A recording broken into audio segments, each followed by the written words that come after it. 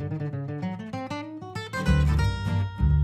our guest this evening is the pianist Dr. Robert Markham.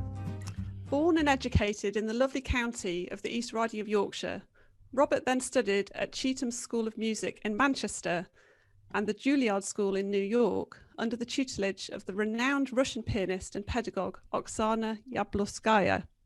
He also studied collaborative piano there with Samuel Sanders. He graduated from Juilliard with the degree of Doctor of Musical Arts. Robert has won numerous prizes at major international competitions and was a finalist at the Tchaikovsky International Competition in Moscow and piano class winner of the BBC Young Musician of the Year competition in 1986.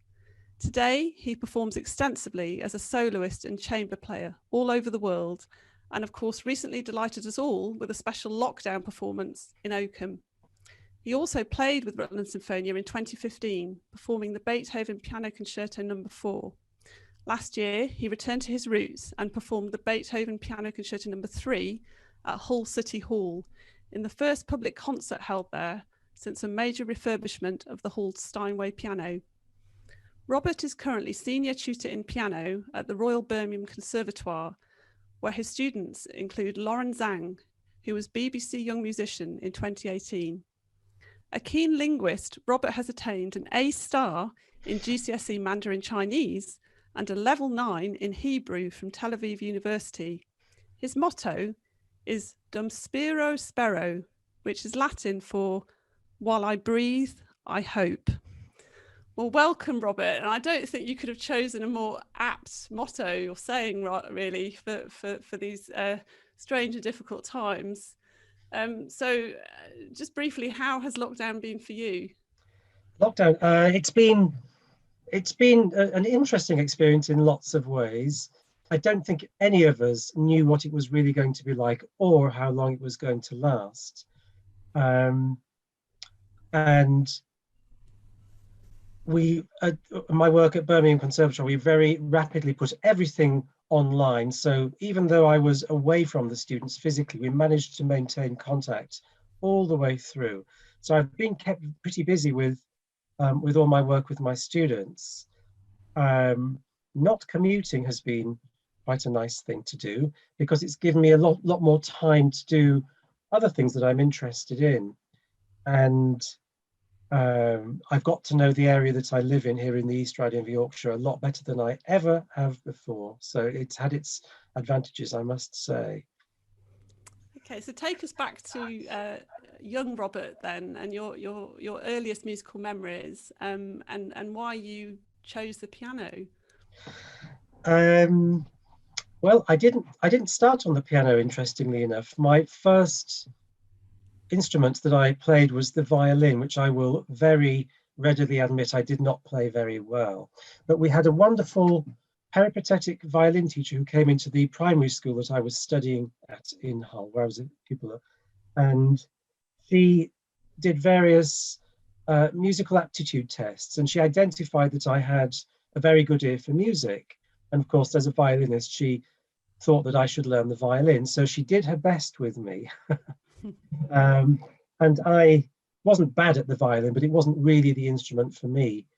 And we did have a piano at home, and my sister had learnt, so I was aware of pianos and piano music, and I always enjoyed the sound of piano music and the piano being played. But more than that, perhaps, I was intrigued by the connection between the notes on the page and the fact that my sister was able to translate this into some kind of meaningful sound. So maybe before I learned the violin, I taught myself to read music on my own. We had all the books my sister had learnt. And I also started to pick out various, I think, Christmas carols on the piano because they're largely stepwise movements. So I worked out how to play the melody of the first Noel on my own. And I got more and more interested. The more I learnt, the more hooked I got, if you like. And the violin stayed in its case. And eventually I gave up the violin, which was probably the right thing to do. But I was very lucky that Mrs. Goodman had identified me as having any kind of a musical talent. And that sort of alerted my parents, if you like, to the fact that their son had a talent for music. So when I showed an interest in the piano, then my mother found me a piano teacher, and I started having piano lessons about the age of 9. But because I taught myself quite a lot, I was actually able to go into my first lesson and play a piece with 2 hands, probably very badly, I can't remember. But I'd already taught myself quite a bit because I was so determined to crack that code and learn how to do it. So obviously I was put into the hands of a very good teacher who showed me the right way to do things that I perhaps had learnt wrongly. And so it went on. I've always been very lucky with my teachers from day one, really. Brilliant. Well, it's time for your Yeah. first piece of music, Right. Robert. So Yes. what have you chosen and why? The first is, again, if we talk about teachers and the fact that I've always had wonderful teachers, when I got to Juilliard, as you mentioned in your introduction, I was taught by a Russian teacher, Oksana Yablonskaya, who is now 81 years old and still performing. Very, very inspirational lady. And she often demonstrated in lessons. And when I heard her play, I realized there was a lot to learn through osmosis by listening to the way she did things. My previous teachers had always explained things verbally, which was good, which is great. But Oksana did that, but she also demonstrated, and as a top-ranked pianist, to hear her play, every lesson was like a concert in a way. And so I heard this Rachmaninoff quite recently. I heard this recording of hers quite recently. And I thought, wow, now I understand why I was hooked on her playing from day one. I also now understand how I learned such a lot about phrasing, about timing, about color, just from listening to her play. And I think that those qualities that she has in abundance really come through in this performance of this particular piece.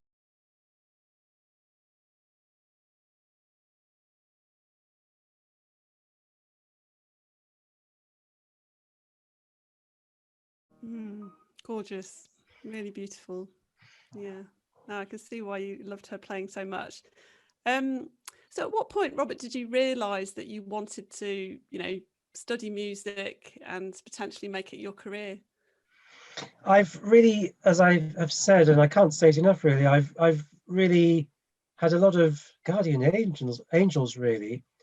I went to a comprehensive school in Hull, which had a wonderful class music teacher called Carol Smith, who had studied in Manchester at what was then the Royal Manchester College, now the Royal Northern College of Music. So she was a window into a bigger world than I had known as a child in Hull. And at some point, the director of music from Chetham's came to Hull to give some sort of a talk, actually at the university, and he needed a guinea pig to as for his demonstrations. The way I can't remember exactly what he did, but it was to do with the way that he taught people or enabled people to play better and to do things. So I was the guinea pig for that event, and he spotted that I had some kind of a talent, and he said, this young man must come and do an audition for Chetham's. I think I was about 12 at that time, and I didn't know if I wanted to do that. It's, was going to a place that was 100 miles away was something I had never done really, and was quite a frightening thought to leave behind everything that was familiar. But that's what I did, and I had a wonderful teacher at Chetham's, yes, Heather Slade-Lipkin. And I took the plunge. I went at the age of 12, and I was blissfully happy there from day one. It was marvelous to be in an environment where everybody was interested in what you're interested in, music, which certainly was very different from my experience in a comprehensive school. Even though I'd had people who looked after my interests in the comprehensive school, to be in an environment where music, it was all about music and everybody was interested in it and everybody was talented. It was a wonderful change. So I was, even though it was a big change and a big sort of not a kind of a risk in a way to go off to boarding school at 12, not knowing what it would be like, would I be happy or not?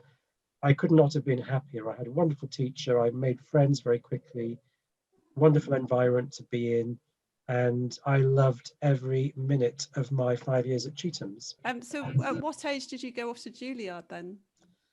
So I'd been at the school that I was at a comprehensive school for a period in Hull. Then I managed to get into on a scholarship basis into a fee-paying school, a very, very good kind of grammar school type school in Hull called Hymers College. And I was there for a year, and the headmaster did not want me to leave and go to Chetham's. There was quite a fight on for me to go. He said it's not the right place for me, but then other people said that Chetham's was the right place for me.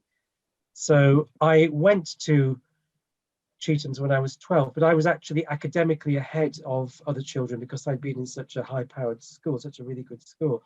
So I missed a year of school actually, and so I went to New York when I was 17. Oh wow! So, okay. And again, because the British education system was, I hope it's as good now, but it certainly was very good then. So in academic terms, I was ahead of most freshman students in Juilliard. So I was put into the second year there. So I kind of did everything in an accelerated way. So I did my bachelor's in 3 years, where it's normally a 4-year course over there. Subsequently did masters and doctorate, of course. But again, the same thing.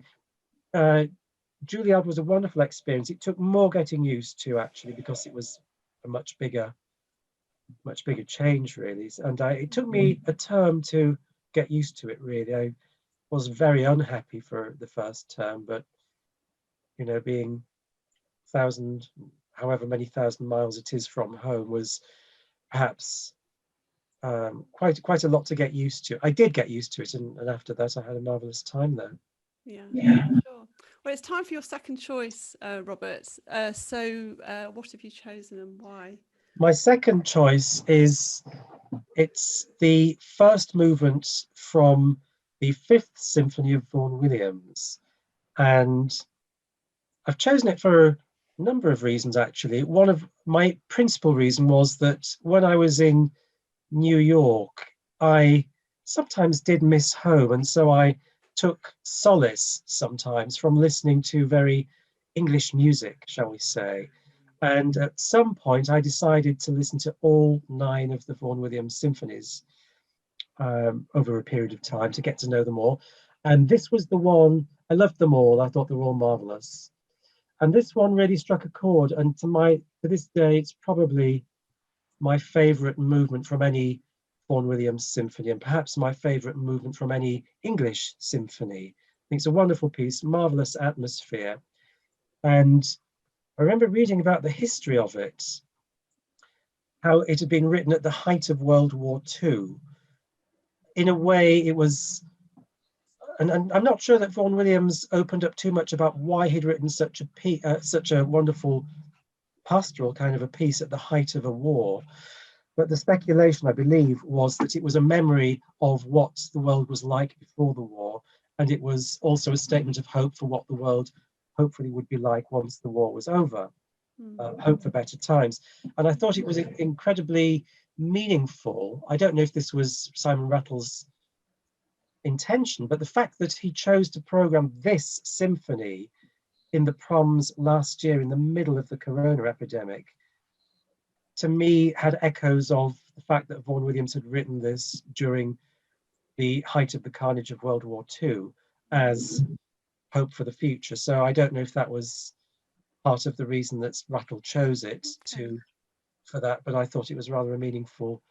If it's a coincidence, it's a beautiful coincidence. If it's by design, then it's an entirely appropriate choice. So Vaughan Williams Symphony Number 5. Well, let's hear it.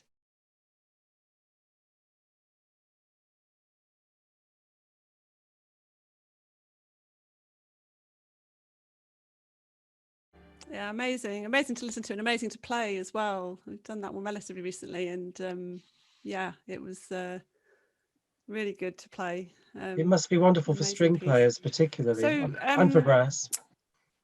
in the Juilliard School, Yeah. I mean, yes, it must have been quite a big culture shock going to the Big Apple after growing up in Hull and so on. Yes, it was. But I'm an explorer really by nature, so I once I'd really got over the initial shock, I started to realize what a fascinating place it was, and really how lucky I was to have the opportunity to live there, even if just for my student days. I made a lot of friends there that I will be friends for life among the student body, but not only. So um, it was a wonderful time in life, really, where I learned a lot about myself. I learned a lot about music, and my horizons widened vastly by being over there. Wonderful, wonderful music college with a wonderful staff, and of course, I was able to go to the opera anytime I wanted for very little money. Actually, I was able to go to any number of concerts, so my cultural horizons broadened a lot. The art museums, everything. So it's a wonderfully cultural rich city, as anybody who's ever been there knows. So it was a great experience, and a place that I do enjoy going back to whenever I can. And at what point did you opt to go into the Young Musician of the Year, Robert? Was that while you were at Juilliard, or was that when No, it wasn't. That was I was still at Cheatham's at that time. I was in my final year, I think it was, when I took part in the competition, because the competition takes place over several months, and the rounds were in different places. I did the first round for me was in York, and then other rounds were in, I think they were all in Manchester, which was convenient since I was at school there, including the finale, which was at the Free Trade Hall. So I was under the tutelage of Heather Slade-Lipkin at that time.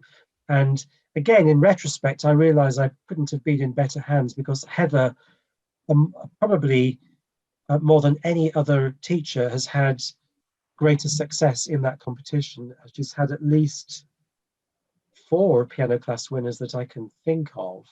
And I'm not sure that record has been equaled or beaten. So she knew the competition, she knew what was expected, she was able to guide me in the best way possible, really, through the various aspects and stages of it.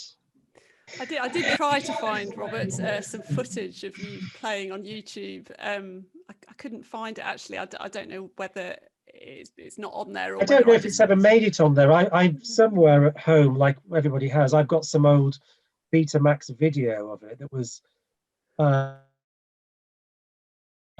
it was taken down off the television at the time, like you did in the 1980s.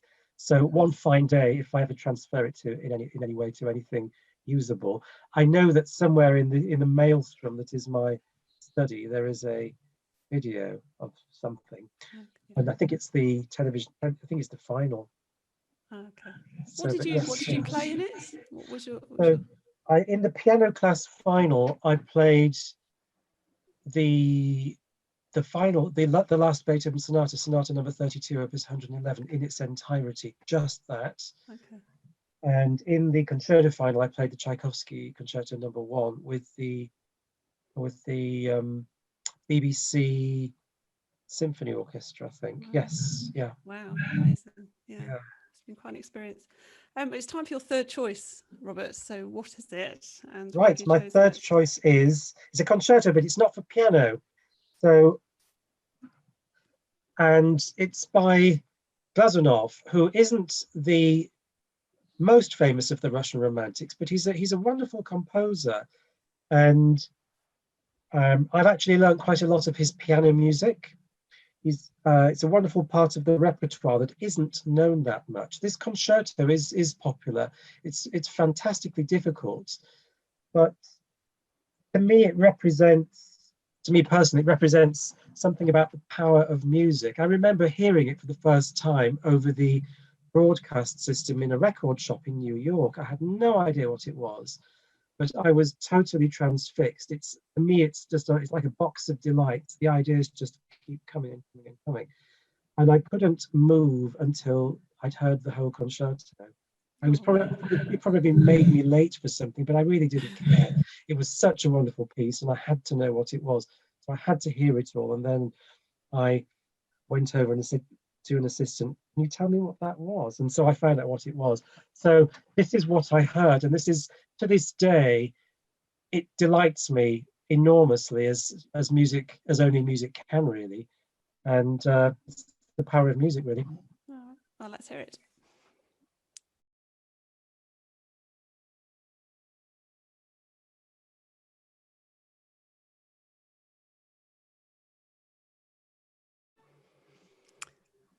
Well, beautiful, but like you say, it sounds incredibly technically difficult to play. So I think so.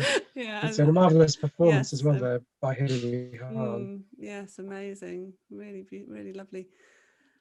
So yeah, when you'd finished at Juilliard, then Robert, clearly you went into performing. So where did you sort of start with that journey? Well, I kind of started early on, and I kept it going through my student days. I was very lucky to get quite a lot of offers of concert work from the young musician competition, from the exposure that I got. To keep my hand in with various recitals, concerto appearances occasionally, and so forth throughout my student time. So it never really stopped from then.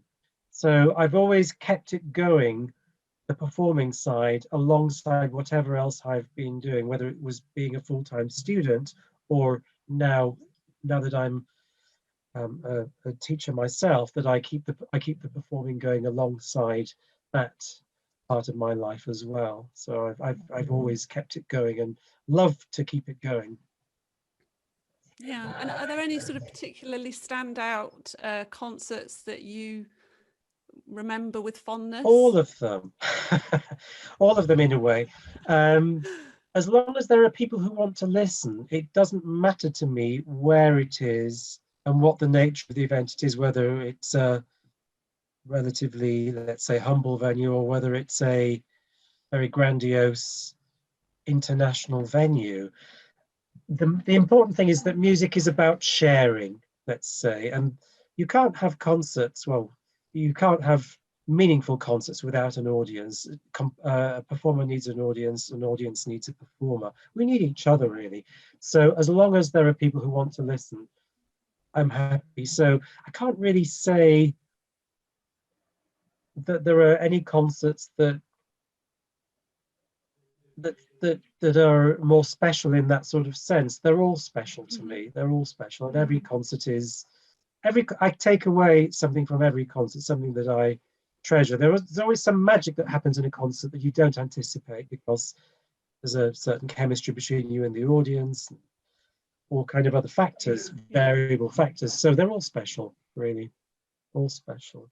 Absolutely, and I think, obviously there has been a lot of live streaming going on since lockdown, and I personally have experienced some concerts which I probably wouldn't have done because of that. But there is no substitute, is there, for actually being there in person? No, I think all of live. All of these things that you meant, you've mentioned the live stream, but even recordings, these are an adjunct to the main dish. The main dish is live performance. Nothing can ever replace that. Other things, you add on things around it. It's great to be able to listen to, I don't know, your favorite Beethoven symphony whenever you want, because you've got the CD. It's wonderful to use resources like, I don't know, it could be YouTube, it could be anything, to get to know different pieces. So to me, they all enhance our musical experience, but they don't replace live performance. Live performance is what it is, and I have to say that I feel enormously lucky that I was able to come to Rutland in October and give that piano recital. So many of my musician colleagues that I'm in touch with, they haven't performed since March. They really haven't performed for a year. So for me to have done that one concert, so in fact, that was a very special concert. Perhaps that was a very special concert, given the fact that there were no other concerts going on before or after. So the timing was great. It was between lockdowns. Well, I mean, yes, we thoroughly enjoyed Yeah. it as well. It did feel like a So special moment. It so did. Yeah. in a way, that was a special moment because of the extraordinary global circumstances, shall we say, that surrounded it. So for me to be able to give that concert, I know I was very lucky to have that opportunity. Oh, well, that's And good. so that one in a way that will stand out because it was a different type of event, really an exceptional thing in an exceptional time. But yeah. Good, lovely. That's really nice to hear. So it's time for your fourth choice, Robert. So what is it, and why have you chosen it? I've chosen a work, A, for what it is, and B, for who's playing it. So it is work by Schumann, a composer that's very special to me, always has been, really a poet among composers, perhaps. And this is a lovely short piece, but I think it really exemplifies Schumann's poetic nature, Prophet's Bird. And I've chosen a performance by Myra Hess, because Myra Hess is really a legendary name from the annals of British pianism.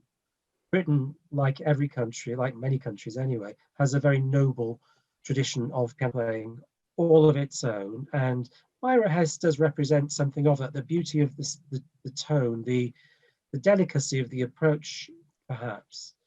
And of course, she's fondly remembered for the work she did to keep concert life going, also during very difficult times in World War II, with the concerts that she arranged in the National Gallery in London, which brought a lot of pleasure and solace, I think, to a lot of people in those awful times. So, very special person, and also a very special pianist, playing this, I think, rather lovely, special piece by Schumann.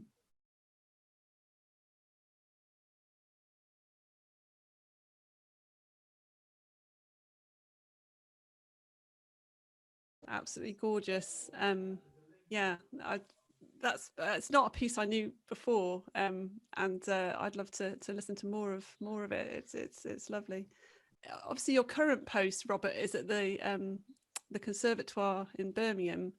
Yes. I guess it must be a very challenging, or has been a very challenging time there. How has the Conservatoire coped generally with the situation? Well, of course, we were forced to put everything that we could online at very, very short notice back in March. And everybody was learning on the job, really, of how to do all of this. So we delivered all of our instrumental teaching online, which is quite doable in a way. I think lectures went online, which is also quite doable. The students missed all the kind of the ensemble work, though. There was obviously orchestra ceased to be, on chamber music just simply stopped. So certain things were able to continue quite successfully. Other things simply had to be abandoned. So we're now in the process of reassembling everything, really, because we have opened now. We opened this Monday this week, Monday the 8th, because the government said that all higher education institutions that offer practical courses could open. So that obviously includes arts courses, music particularly. So we have opened, and the conservatoire has set up the building in such a way that it's as safe as a building could be, with all the measures in place. We're all wearing masks, of course, and there are screens between teachers and students, and there are limits on the number of people who can be in one room at any one time. So I feel quite confident in the way that they've set it up. The students are delighted to be back. The staff are delighted to be back. And we are finding that that really there's no substitute. We knew that anyway, but we've learnt it 1,000 times over, that there's no substitute for personal contact. There's no substitute for live interaction. So we're very hopeful that we'll be able to keep going that way now, because the students have missed out really quite a lot on performance opportunity and all that kind of thing. I guess it's a bit like we were saying before we went on air. I guess it will make us appreciate it all the more. The fact that it was taken away from us for a while. That's right. Yes. We'll always look back and think, oh, yeah. Well, we learned that, but we're grateful actually also for the technology that has enabled us to keep some sort of continuity going throughout this whole period. Without the technology, Zoom, Skype, MS Teams is what we tend to use in the university. But without those things, we wouldn't have been able to do anything really. So had this horrible pandemic happened, I don't know, maybe 15 years ago, it would have been very different. So we're lucky that technology has been our friend in all of this and enabled us to not only hear each other, but to see each other. So, you know, we've managed to maintain that sort of contact that simply wouldn't have been possible in the past. Sure, no, absolutely.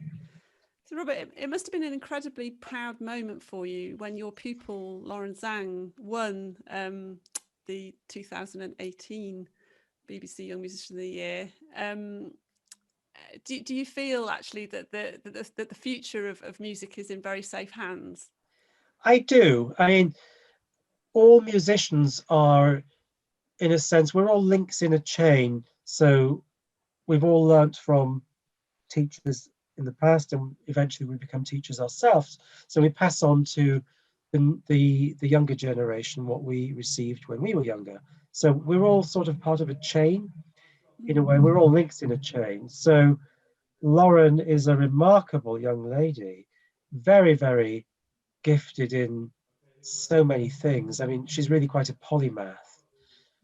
So, so Lauren was always a pleasure to teach, and not really afraid of anything, which is great. So nothing was ever too big a challenge. Nothing was ever a problem. So, and she really obviously played marvelously in that competition and brought a great deal of kudos to the conservatoire through winning the competition. She is, I think, destined for great things. She's already made a big impact, she's already made a name for herself, really.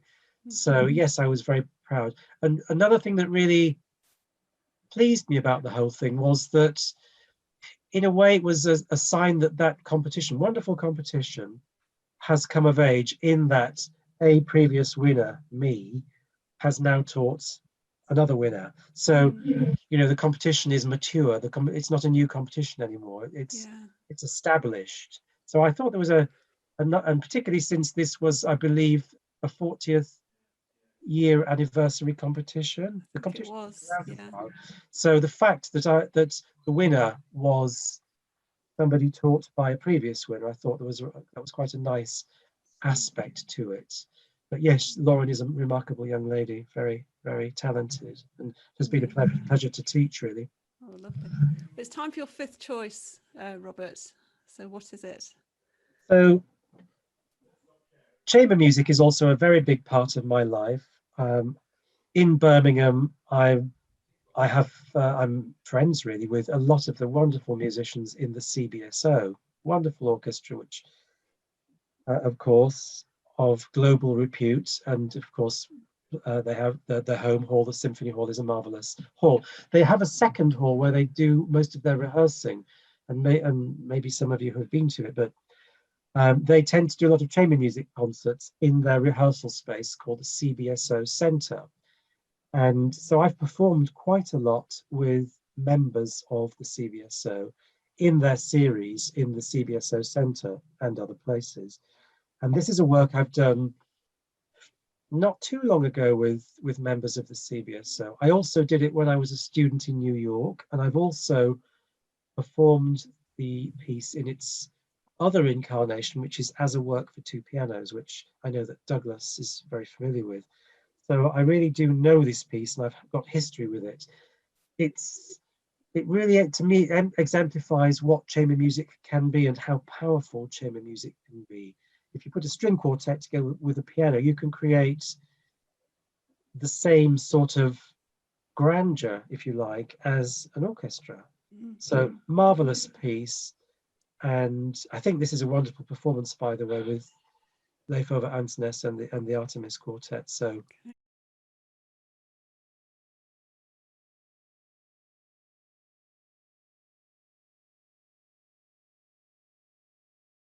yes, I know what you mean about the power of it. It explodes into life, and it does. sounds incredible to play.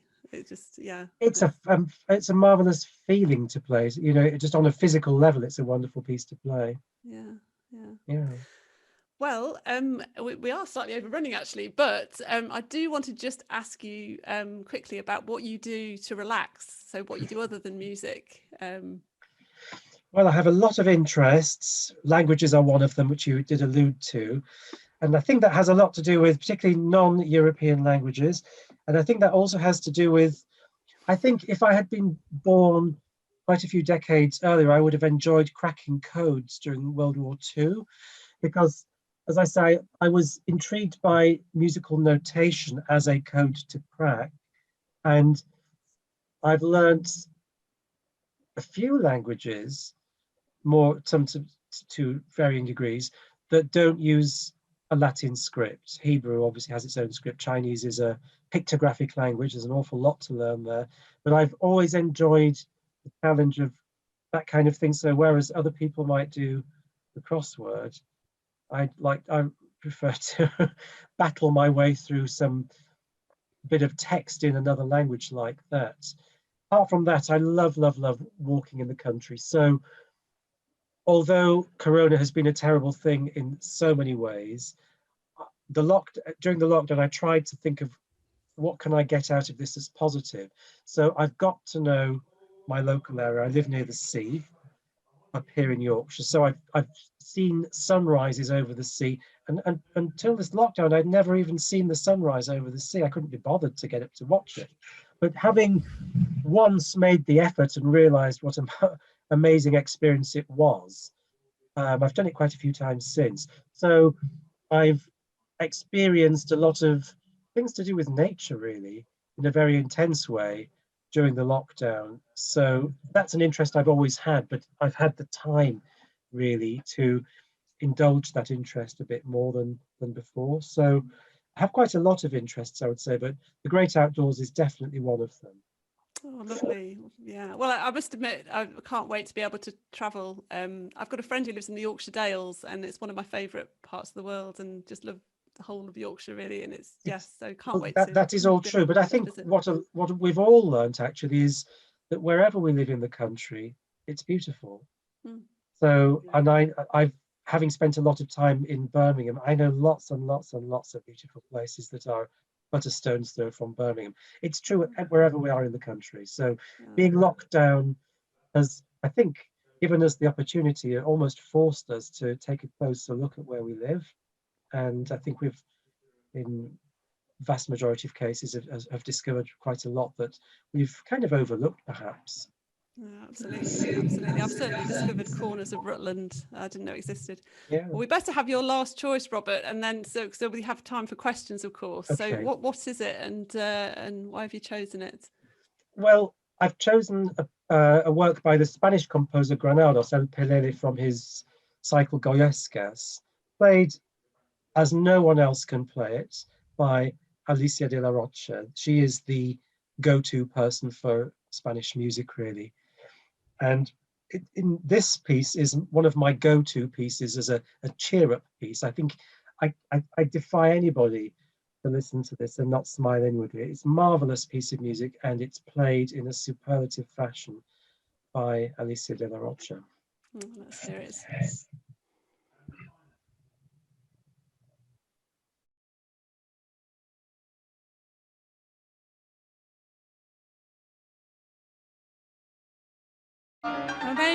Amazing. Again, not a piece I was familiar with before, but it just sounds so incredibly fun to play, and you can hear the joy in it. It is a totally joyous piece. It's a marvelous piece of Spanish music in general. There is a lot of good Spanish piano music. They love the piano in Spain, and they've composers like Granados and Albeniz and others have written wonderful amount of music. And the person who plays it better than any other, of course, is Alicia de la Rocha. So she is in a class of her own in this sort of repertoire. Right, lovely. Well, I'm sure that many of our members cannot wait to ask you some questions. So without further ado, I'm going to hand over to the floor and see what everybody wants to ask you. So Catherine, do you have a list of people? There's been there's been several questions, but lots of comments about the, as I say, wide range of music that we've listened to. So thank you very much. Yeah, well, Paul described you as obviously a bit of a poet of music, and wondered whether poetry is as important to you as he thinks it probably is. Yes, it is. It is. I haven't read as much poetry as I would like to read, but I know that I will go back to it when time permits. I've spent a lot of time doing other things during lockdown, but poetry is a wonderful, and it's always interesting to see the parallels, or to sort of look at possible parallels between different art forms. And there is certainly definite parallels between poetic forms and musical forms, and the heightened form of expression that there is in poetry and the heightened form of expression that music is. So yes, poetry is very important. Yeah. Yeah, you can tell. Yeah. I mean, we've kind of covered some of John's question, because he was asking you what some of your other interests are, but you've spoken about languages, and you talked about code. You just wondered, have you been to Bletchley Park? No, I'd love to go to Bletchley Park. I think it was a fascinating aspect of British history, really, the work that was done there. And one fine day, I'm sure I would enjoy visiting. I think it's a lovely building anyway, but its historic resonance really cannot be overstated. So I would certainly think that would be, I'm sure I would enjoy visiting there, but I haven't done yet. So you're based up in Yorkshire now? I'm in Yorkshire at the moment, yes. So. Okay, yeah, a bit of a trek from there. It is, but I've always retained a very American sense of distance. So the idea of driving, I don't know, 200 miles or whatever it is to Milton Keynes doesn't put you off. It's, you get in the car and you make sure you've got enough petrol and you just go. So no, that kind of thing doesn't bother me. I've always retained that sort of sense of American distance, and so yeah. So we don't have planes to go with it here. Yeah. Yeah. So Jean and Bob were asking, do you have another language that you'd like to tackle next? I guess it would depend on what country I might like to visit. It's always a good idea to try and learn a language that you might actually use. So I've traveled quite a lot in the Middle East, and I've got professional contacts in Israel, and I'm going back there in August, hopefully, to play concerto if everything's okay. So that was a reason to do Hebrew, amongst other things. So, and also Chinese is a very useful language for musicians. There's a lot of work in China, or there has been until recent times. So that's practical. So I think if I chose another language, I would choose very carefully and choose one that I was likely to get practical benefit from as well. Yeah. Any suggestions? I'm a linguist myself, so I understand that. Yeah, but maybe some suggestions from anybody. I don't know whether I think this is a slightly tongue-in-cheek question from Paul here, possibly. But he says, do the students in Birmingham speak a different language? Does he need to buy his son a phrase book for when he goes there in September? Do they speak a different language? They speak many languages because it's a very international student body. So, gosh, we have a lot of students of Chinese ethnicity, whether they're from Malaysia, Okay. Singapore, or China itself. So there's a lot of Chinese spoken around the building. But the funny thing is, they don't know that I speak Chinese, so they don't know that I can eavesdrop on their conversations. But they've never said anything yet that shocked me. So they're a very good bunch, really. Yeah, Douglas was asking what piano or pianos, perhaps. I don't know if you've got more than one. Do you have at home? I've got 2 pianos at home. I've got one that I'm not afraid to abuse, shall we say, with hours of practice. And I've got another one which is a nicer piano with a nicer sound. So my workhorse piano is a chapel upright, a modern chapel, but I've had it for a long time. So that's the one that I do the heavy duty work on, that can take it really. And I've got a Bechstein upright from about 1909 or something like that. It's a nice instrument. It does need quite a lot of work doing on it, but it's got a lovely tone. It's more delicate, but I don't feel that I can subject that to 6 hours practice a day really. So that's the special one that I play when I've done all the other stuff. Yeah. Well, special one for Sundays. Kind of, yes, that's right. He says, if you were going to give any advice to a very, in capitals, rusty piano player who might be thinking about trying again after about 30 years, what would it be? I would say go for it. I would say go for it. Don't give up. Don't be discouraged. And if you want to do it, give it some time, give it some effort, and you will get the results that you want. Maybe it'll take longer. Maybe it'll take a shorter amount of time. We don't know. Things take as long as they take. But the main thing is, like lots of things in life, it's about staying power. The biggest mistake is to give up, really. So enjoy the process, enjoy the challenge. Don't expect it to be easy, but relish the challenge, enjoy it, because that's part of it really, is the engaging with something that is a challenge, and music is certainly that. So yeah, I would say there's a lot of pleasure to be got from it, maybe some frustration along the way, but overall it will be worth the efforts. I'm sure. Robert, following on the piano question, when you arrive at a concert hall to give a concert, what manufacturer of piano gives you the greatest thrill? I'm a bit of a sitting on the fence type person. In the conservatoire, the policy has been to acquire pianos by all the big manufacturers. We've got a Bösendorfer, we've got Steinway, we've got Yamaha, we've got a Grotrian Steinweg, we've got a Fazioli. They're all different. They all present unique challenges. But beyond that, every Steinway is different. So I can't think there's anything that would upset me to find or would disappoint me. And I can't say that there's anything that would particularly, because you might get a wonderful Yamaha and you might get a bad Bösendorfer. So I wouldn't go so much by the brand. As long as the piano's been looked after okay, I think that you're all right with any piano. They're all different. They've all got a personality of their own. They all need unique handling because they all respond differently. So that's one of the challenges in a way, but it's also one of the, if you look at it positively, one of the exciting things about being a pianist. You do have to adapt very quickly to a new environment. Everybody has to do that, a new hall, a new acoustic.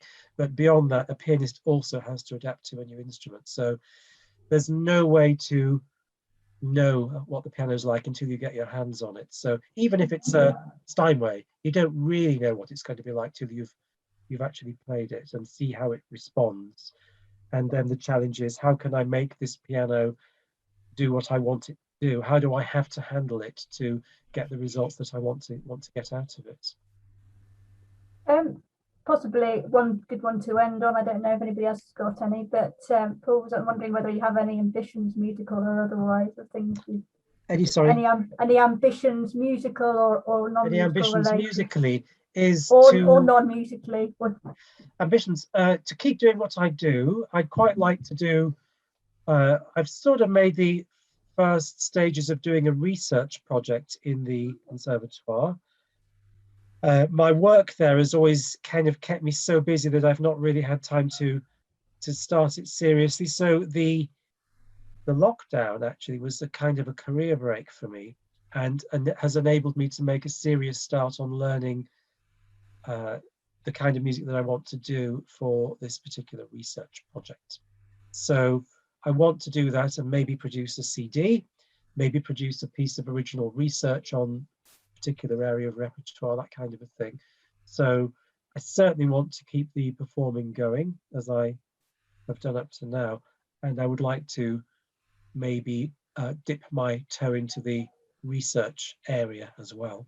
One that I'm currently involved in is to do with Russian piano music, but it's a very specific aspect of it. I don't mind telling anybody, but it's to do with the polyphonic tradition in Russian music. So I'm looking at composers who've written polyphonic works, and that's quite a lot of Russian composers actually. It's not the way we think of Russian composers, but they were awfully good at writing fugues. You know, we think that the German composers wrote fugues, which they did, but actually the Russians were pretty good at it too. So I'd like to maybe do a piece of research which focuses specifically on that aspect of Russian composers' activity. So I don't think it's been covered particularly hitherto. So a bit of a niche market, shall we say, but I think it's an interesting one. Yeah, sounds interesting. Yeah. It's been absolutely fantastic. Thank you so much for agreeing to be interviewed by me. And yeah, it's just been a wonderful evening, and it's been great to get to know you better and hear about your fascinating life. So yeah, well, it was thank you very much for inviting me to do it. I've thoroughly enjoyed it. It's been lovely to share a little bit with people the kind of music that means something to me, and I hope you've all enjoyed it. Absolutely, yeah, our pleasure. It's been great. And our next incumbents are Rita and Richard Kaufman, who I think Rita's here actually. Yeah, so and they're going to be interviewed by Douglas in I think it's on the 16th of April, but I will obviously be sending an email around about that. So yeah, again, thank you, and I hope that everyone's enjoyed it, and have a wonderful rest of your evening, everyone. Okay, bye. Bye-bye. Bye.